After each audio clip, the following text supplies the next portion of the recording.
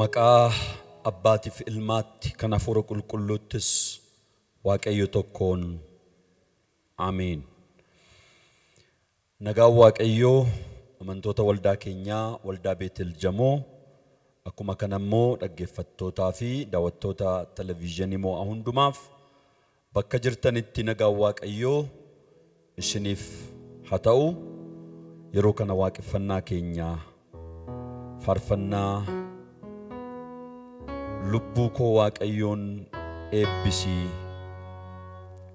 fayyisaa kee galateeffadhu gaarummaa isaa hundaa odeessii in irraanfatinii yaadadhu kan jedhu faarfachuudhaanii waaqeffannaa keenyaa hin eegalla.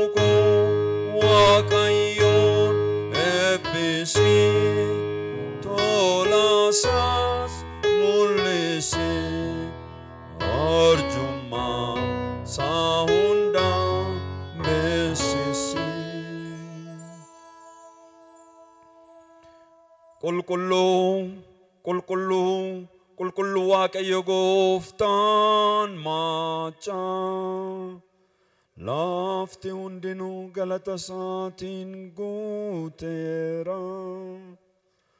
Waaqayyo gooftaan isa qulqulluu mana qulqullummaa isaa keessa jira. Teessoon isaas waaqarraa. Garaa cabaadhaaf hafuura gaddeebi'aa kan qabanutti dhiyoodha. Warra gaddanii cubbuu isaanii isatti himataniif hin dhaga'a. Kadhata isaaniis hin dhaggeeffata. Kanaafis kottaa amantiidhaan gara teessoo ayyaana isaatti dhiyaannee cubbuu keenya hin himanna. Yeroo kanaa Waaqayyoo isa qulqulluu dura dhaabbannee Waaqayyoon hin kadhannaa. Fuula Waaqayyoon barbaaddannaa. Dadhabbii keenya hundumaa Waaqayyootti agarsiifna. Keessa namaa qoree kan beeku Waaqayyoodha inni waan ta'eef nummoo cubbuu keenya isatti himachuudhaan fuula isaa duratti of hin qulqulleessina. Sagalee Waaqayyootu akka jedha, ani Waaqayyo qulqulluu akkuman ta'e isinis immoo qulqulloota ta'a jedhee sagalee isaa keessatti nutti dubbateera waanta ta'eedhaaf fuula Waaqayyo duratti jireenya keenya haaressina. Waa'ee mana keessaniitiif, waa'ee maatii keessaniif, waa'ee biyya keessaniif, waa'ee saba keessaniif, waa'ee haala nutti dukkanaa'e, jireenya nutti dukkanaa'e hundumaatiif fuula Waaqayyoo duratti araar jennee Waaqayyoon araarfachuudhaanii yeroo kana Waaqayyoon hin kadhanna. Iddoo yooma jirtanitti dhaabbadhaa, Waaqayyoon kadhadhaa. Waaqayyoon nuyi dura dhaabbanne kun qulqulluudha waanta ta'eedhaaf ergamoonni Waaqarraa bantiiwwan Waaqaa kana keessa kan deddeebi'an illee Suraafeliif Kiruubel Waaqayyoon duratti dhiyaatanii qulqulluudha, qulqulluudha, qulqulluudha Waaqayyo gooftaan maccaa jedhanii isaanis akkuma faarfatanii nus Waaqayyo qulqullummaa isaatii fi Waaqayyoon duratti jireenya keenya hundumaa hin dhiyeessina. Jireenya keenya Waaqayyotti agarsiifne Waaqayyoon hin kadhanna. Hin kadhanna Waaqayyoon. Hundumaa kan dandeessu yaa Waaqayyo gooftaa araara qabeessaa, ayyaanni kee dhalootaa hamma dhalootaatti hin jiraata. Yaa Waaqayyo ati obsa qabeessaaf danda'aadha. Warra qalbii diddiirratan hundumaaf yakka isaaniif cubbuu isaanii dhiifta. Nuyi si yakkineerraa balleessineerras, kanaaf jaalala keef gaarummaa kee argachuuf kan taanu miti. Egaa yaa Waaqayyo nu maari malee cubbuu keenya nutti hin lakkaayin. Yaa Waaqayyo abbaa keenya isa qulqulluu maqaa keetiif jettee nu gargaari. Nu fayyisisi. Cubbuu keenya hundumaas nuuf dhiisi. Jireenya keenya isa cubbuun keessa guute akka qajeelfannuuf, gooftaa keenya Iyesuus Kiristoosiin jireenya bara baraa akka argannuuf isa qulqulluu hafuura kee nu geggeessi. Ameen. Akkuma dhaabbannetti yeroo kana yaa Waaqayyo abbaa keenyaa nu maarii hin jenna. Yaa Waaqayyo abbaa keenyaa nu maarii, cubbuu keenyas nuuf dhiisi, gara jireenya bara baraattis nu geessi. Ameen. Ani jiraataadha. Namni jal'aan karaa isaatti akka deebi'uuf akka jiraatuuf malee ani du'a nama jal'aatti hin gammadu jedha Waaqayyo gooftaan maccaa. Kanaaf Waaqayyo ilma isaa gara biyya lafaatti ergee haduufis dabarsee kenne. Isatti kan amanu hundinuu jireenya bara baraa haa qabaatuuf malee habaduuf miti. Kanaafis maqaa isaatiif ulfina hin kennina. Abbaaf ulfinna ta'u jennee walii wajjin Waaqayyoon faarfanna. Abbaaf ulfinna ta'u ilma isaatiif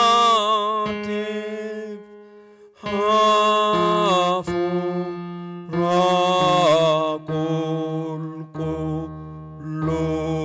qulqulluufis jalqaba akka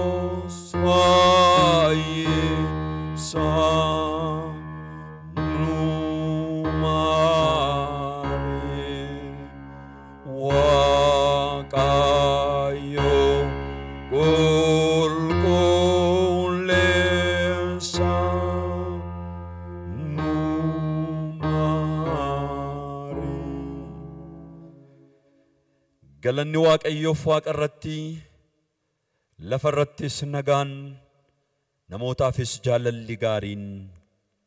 Ameen. Waaqayyo isinii wajjin haa ta'u.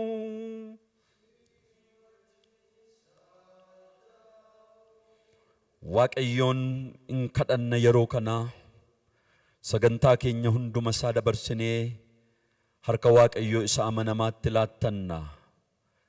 Waaqayyo akka nu geggeessuuf, Waaqayyo akka nutti dubbatuuf, Waaqayyo ba'aa nurra jiru hundumaa akka inni nurraa kaasuuf, sin dadhabdanii waan baay'eetti kan dhamaatan, ba'aanis kan isinitti ulfaate hundinuu gara koo kottaa, ani immoo isinan boqochiisaa jedhee inni dubbate Gooftaan Yesuus har'as gara ofii isaatitti nu waamaa. Nutti dubbachuudhaaf immoo ganama kana Waaqayyo sagalee dhaqabaa, sagalee isa jiraataa, sagalee isa ulfina qabeessa, sagalee isa jireenya namaa lubbuu namaa haaressu. Waaqayyo dhowwaa tokko malee ganama kana tokkoon keenya mana keenyatti, gola keenyatti, maatii keenyatti, qe'ee keenyatti, saba keenyatti, biyya keenyatti Waaqayyo sagalee kanaan fayyina akka inni nuuf fiduuf Waaqayyoon hin kadhanna. Yaanni Waaqayyoo, akeekni Waaqayyoo inni bara baraa gidduu keenyatti ganama kan akka raawwatu, tooraan baanii hojii Waaqayyoo kan hojjetan, ulfina Waaqayyoof kan dhaabbatan, Waaqayyo ayyaana isaaf dibata isaa isaan irratti akka inni dhangalaasuuf Waaqayyoon hin kadhanna. Waaqayyo inni guddaan, inni jabaan, inni aangoo qabu, inni bara hundumaatti hojii hojjechuu danda'u, inni lafa namaa, biyya namaa, saba namaa irratti waan ulfina Waaqayyoof hin taane diiguu inni danda'u. Waaqayyo ganama kan akka inni nuu mul'atuuf Waaqayyoon hin kadhanna. Waaqayyo ulfina isaatiin iddoo isin jirtanitti isin gidduutti haa mul'atu. Waaqayyo Abbaa guddaa si galateeffannaa. Ati Waaqayyo Waaqaa jalqabaa hamma dhumaatti, baraa hamma bara baraatti alfaaf omeegaa taatee kan jiraattu, barrin dhufaa, barrin darba, haalli biyya lafaa kanaa hin geeddarama, mootonni dhufuu hin darbu, ati garuu dhaabbataa taatee baraa hamma bara baraatti kan jiraattu Waaqayyoodha.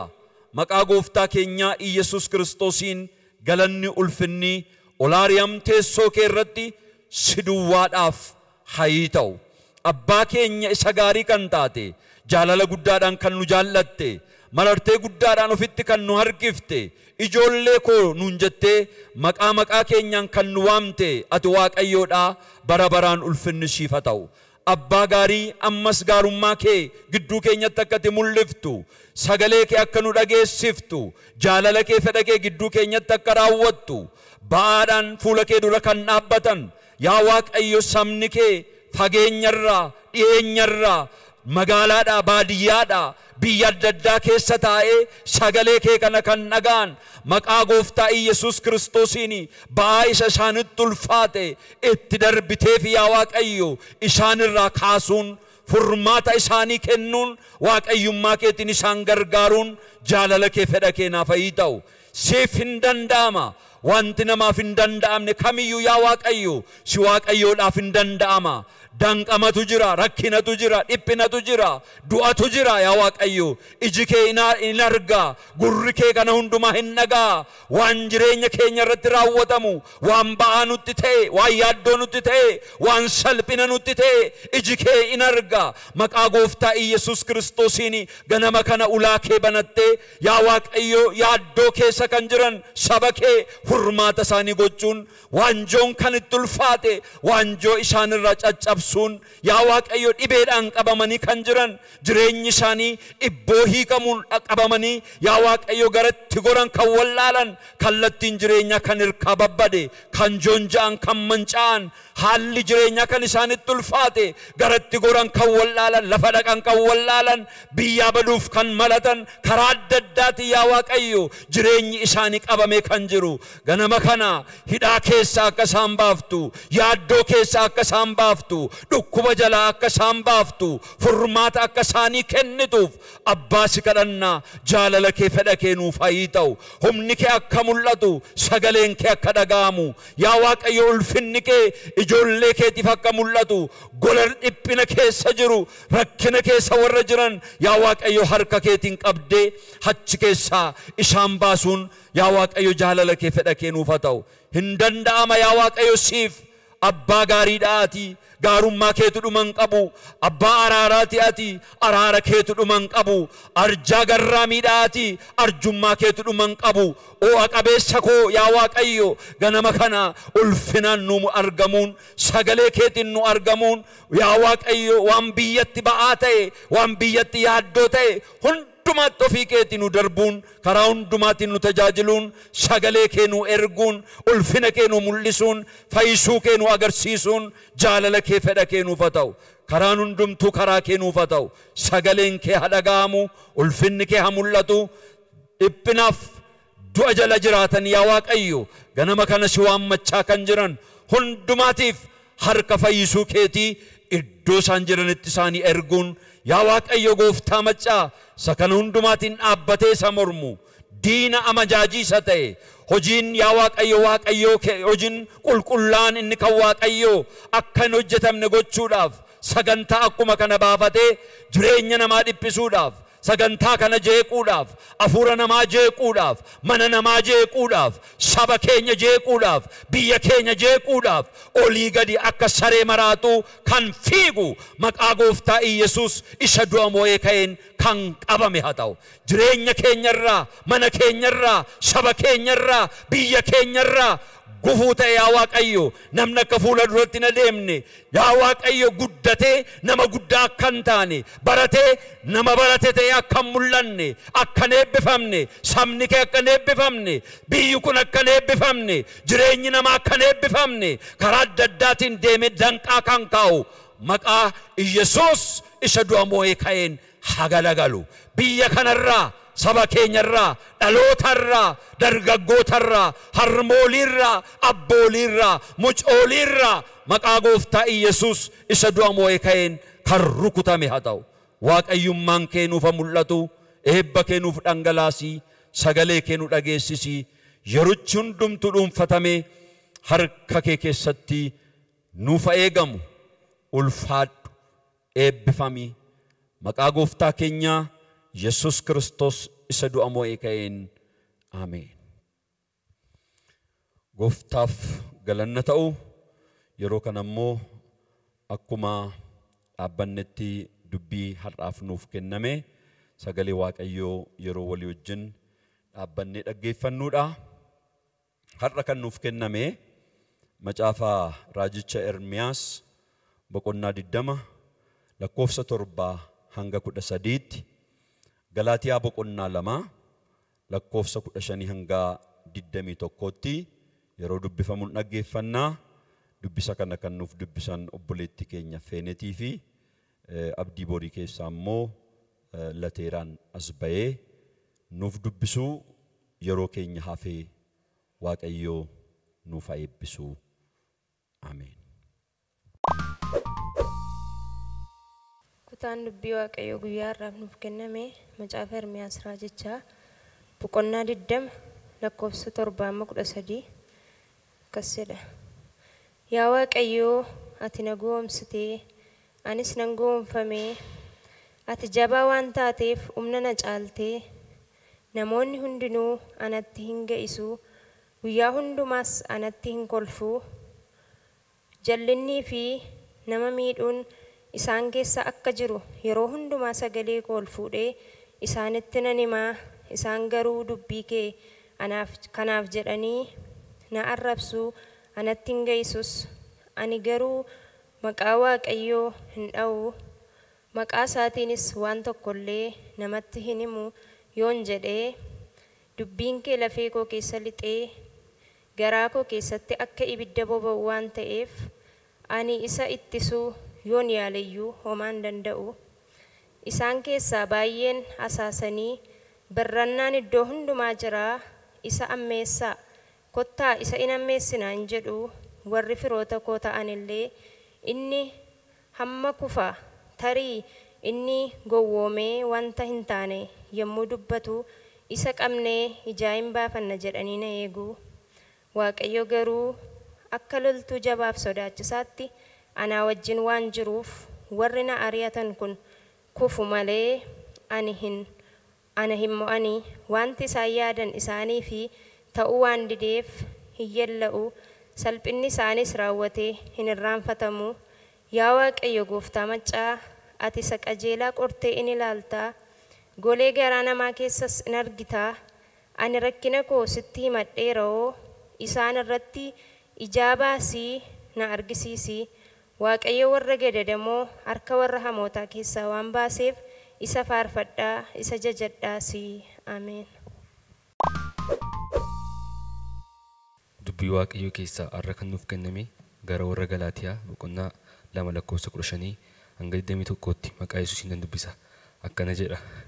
Nuyi dhalootaan Yihuudoota malee warra Yihuudoota hin ta'in warra cubbamoota miti.